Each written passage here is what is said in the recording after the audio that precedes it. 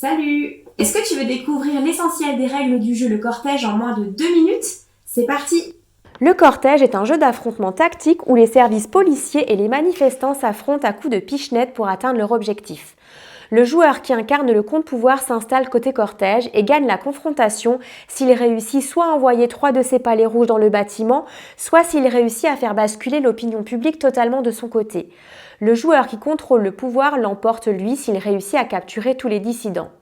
Une partie débute toujours par une phase d'infiltration qui permet au pouvoir de réaliser une arrestation.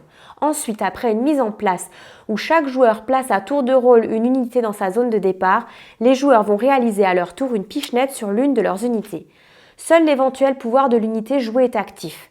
Ce pouvoir ne s'applique que s'il touche un palais adverse au premier contact et que ce palais est de la couleur du fond de sa zone d'effet. Attention, tout palais qui sort du plateau doit être replacé dans le coin libre le plus proche.